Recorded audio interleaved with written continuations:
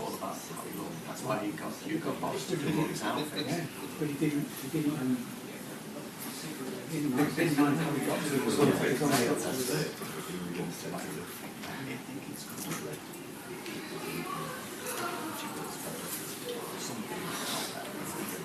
Pretty brilliant. That and the Frank Skinner.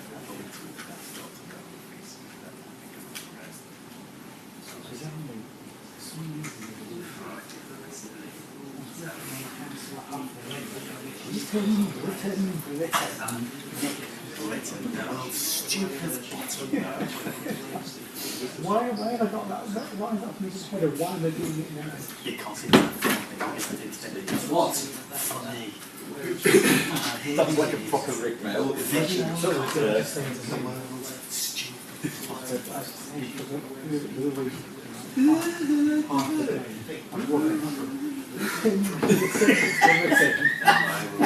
I don't know what. Just go to bed, I could not get rid of it before this.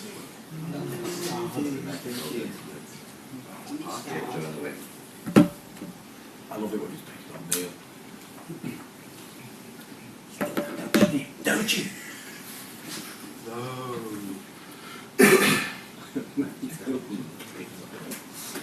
It was when that police came in and he's got Neil.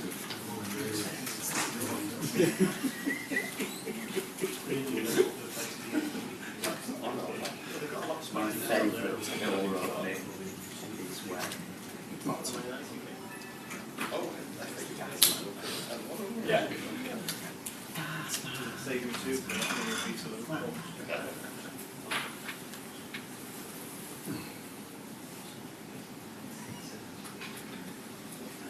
Remember one where Rick thought he killed Neil and buried him in the garden? It's like going to sleep. It's the voice of your conscience speaking. Shut up!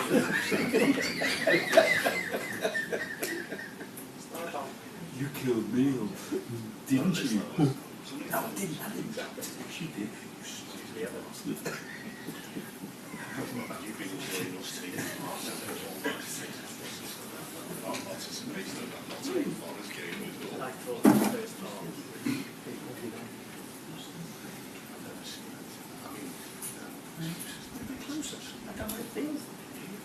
feel a bit more upset.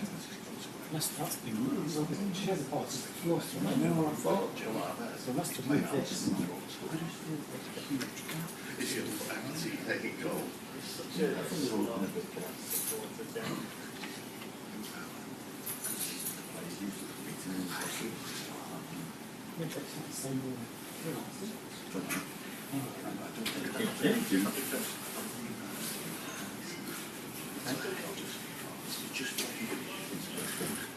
you love him? You want to play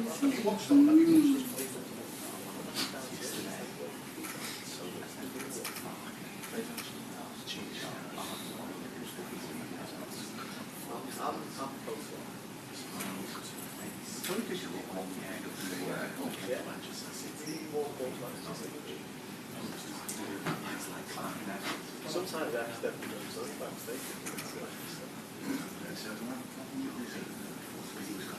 That's the kid on the front. That's the only thing. Yeah. I think Salah plays. I'm not really feeling sports. They're never. The 3 pieces being She knew Dale had to go with us. Still out with you for one. Was that cheap for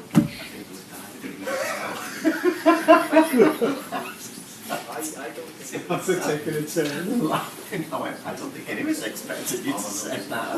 we were sold What have you got for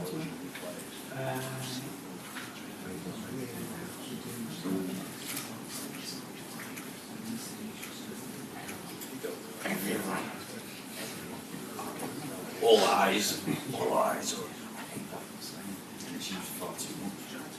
All eyes will be on Anfield this weekend. I mean,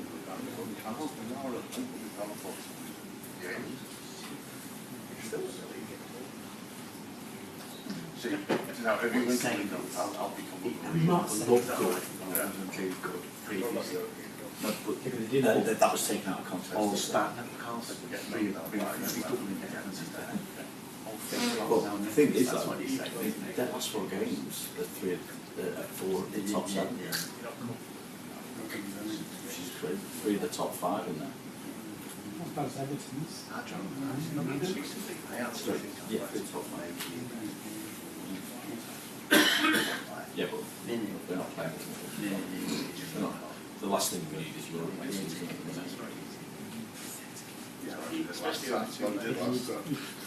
If you're just near Europe, let's say it's an achievement.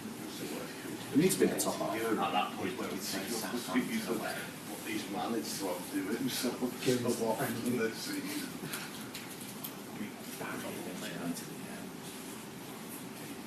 Well, no, it's too bad. And Mikolenko and Patterson won world's greatest fullbacks, isn't it? Since being left out of Manchester United from them. Yes. Yeah. Mr. Wayne, that's wrong. Yeah, I thought we did too late today. That's a really great point, that. Yeah. Yeah.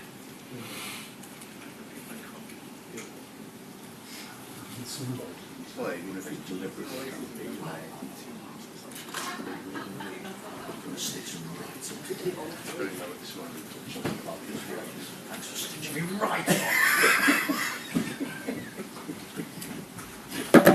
Good morning. Morning.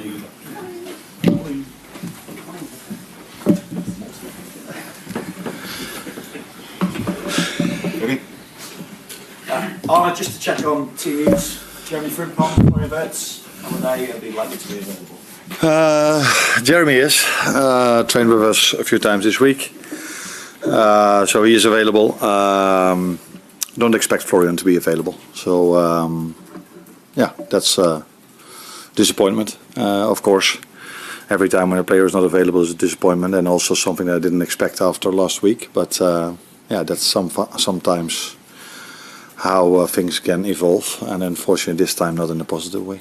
How is it looking for Florian? Have you got an idea as to how long it No, could possibly at this moment of time, no. And usually when I say that I do have that, I do know that, but I don't want to share it. But now I honestly don't know. No, it's a real shame for you. Really getting into a rhythm as well, isn't it? Yeah, it's definitely. He has a rhythm, of course. It's in my opinion, already a big accomplishment of him that he stayed fit for such a long time, because he had to make a step from where he played towards Liverpool, towards the Premier League, and that he stayed fit all the time tells you a lot about the mentality and work rate of a player and about the performance staff. But unfortunately, last week and this week he's not available, and that's indeed a disappointment for him, but definitely also for us, because he played really well lately. We can build this up and say, obviously, you can go level on points with United. It's a chance to put pressure on them in the race for Champions League qualification. At least ask the question of them and ask them to respond to that. You could even go with a big win ahead of them as well. We can build it up like that. How do you see it? The way I see it is that it's not a game for us, and we're not so focused on other teams, as all managers always say. We are mainly focused on ourselves, and we know that we need to win a lot of games, because our competitors for these Champions League places are very good teams as well, win a lot. So we know we have to win a lot as well, and that's where our focus is on. Not so much about points, gaps, all the differences, although we are aware of the league table, that's for sure. It's a bit of a strange one, a strange stat this for Mo, because I appreciate obviously he scored against Karabakh, he scored in the FA Cup against Brighton as well, but it's 9 Premier League games since he last scored, and that was against Aston Villa on the 1st of November. What do you put that run down to when it comes to Mo? Because he's had opportunities obviously, but just at times not quite. Yeah. He set his own standards, and those are so high that the moment when he doesn't score for a few games, people are immediately surprised. So that is only something, that's probably the biggest compliment he can get. Yeah, and then with data you can use it in your advantage or your disadvantage. So not to use the FA Cup game if we play a Premier League side, you can argue if that is fair. But yeah, that's the way it works. If we want to highlight something really positive, we try to forget 1 or 2 games. If we want to highlight something really negative, we can try to forget 1 or 2 games as well. For me, I think it's quite recently, 3 games ago, that he had an assist and a goal against the Premier League side, Brighton. That's a very good Premier League team for so many years already. So that's a reality, and yeah, then you can change data and saying he did not score in 9 Premier League games. And that's the standard he set for himself. That's why people are surprised when things like that happen. Just to go with that though, is he playing then at the level that you want him to be, or that he wants to be? Nah, I think then I should go really detailed into his performances, and that's something we do together, and maybe it's not the place and time to do it over here. We are used to Mo scoring a lot of goals, and that's at this moment of time maybe the biggest difference in his performances or in his game time. But we also know, even in my time, this has happened before. I'm not exactly know if it happened 9 games in a row, but I've had these questions earlier. He didn't score for 3, he didn't score for 5, or I don't know exact numbers. But I also know that in the end, he always starts scoring again. And that's the challenge he has now and we have now, to make sure he starts scoring again, because he's not our only attacker that at this moment of time doesn't score as much as we are used to of our attackers. So it's not only the focus, he deserved that, is totally on him because of everything he did for the club. But Hugo and Cody haven't scored that many goals recently as well. So it's again a team thing that we have to improve. The good thing is that we keep clean sheets. So that means they don't need to score that many. Although against Karabakh we scored 6. And there was another game that we scored 4. I don't even remember. But which one? Newcastle. Oh, yeah. Well, let's go to the end of the pitch then, shall we? Talk about that. Back-to-back 1-0 wins. Alisson actually made his debut against West Ham. We were talking about that before. Just more than 7 years ago since he did that. Just to talk about him, I suppose. How important is he still for you right now, and in terms of his future here at Liverpool? Now, in an ideal world, you don't need your goalkeeper. So that means you defend so well that you don't need a goalkeeper that makes important saves for you. But the good thing for us is, if we do need a goalkeeper, we have an outstanding one. And we already have him now for 7 years, which he just told me. 7 years ago he made his debut. And the good thing is that we not only have one good goalkeeper, we have with Jeremie Frimpong also a goalkeeper that could be a number 1. So this club is in a really good place when it comes to goalkeepers, and has been for so many years, because before Jeremie was there we had Queef, and he did really well for us, and now for Brentford. So but Ali has always been the number 1, and that tells you how good he is if he can keep Queef and Jeremie behind him. And so yeah, we needed him once against Forest after 3 minutes, and again he was there for us. Arne, I was going to ask you what you're expecting from West Ham, but I guess after playing a team at the near the bottom of the table last week against Nottingham Forest, we saw how tough that game was. I'm guessing you're expecting the same this weekend. Yeah, because data sometimes tells you something that's right, and sometimes you can manipulate it. But I cannot manipulate the fact that we struggled a lot against the teams that promoted, Burnley at home, Leeds at home. I probably forget 1 or 2. So we understand at this moment of time how difficult winning games in general is. Doesn't matter where they're positioned in the league table. That's the current Premier League, but that's not only for us. I watch a lot of games, as any manager does. Before you play a team, you watch 4 or 5 games, or maybe sometimes more, sometimes a little bit less. And I can tell you that we're not the only team that sometimes plays a half of football that we played in the first half against Forest. But that's also the quality you face. It is also, you have to give credits to Forest for the way they played in the first half, and that is new reality in the Premier League, probably for the last 1, 2, 3 years. Before that was maybe a bit more obvious which were the top teams, and they would always beat the others. Recently you see a change in that, and that has probably a lot to do with all the money that goes into the league, and that these teams also have owners who can spend a lot of money. You won at West Ham earlier this season. How significant was that win, if you think back to it? Because I think it came after a run of defeats, and then that win seemed to sort of settle you down, and you went on a good run after that. Yeah, I don't only think that it came after a run of bad results, but it came after a run of a lot of bad results, where a few of them were very unlucky. I think it was the game after we played Leeds away, where we were 2-0 up, 3-2 up. So, but yeah, that has been our whole season. But it was an important win over there. A good win. We played well, as we did so many times. But this time it also resulted in a win. And from that moment onwards, we've only lost twice, and twice was in extra time. But that's not something new for us this season. But the good thing is, last week, of course, we scored an extra time. So maybe things have changed, finally. There's been a lot of focus on Rio after his substitute performance at Forest at the weekend.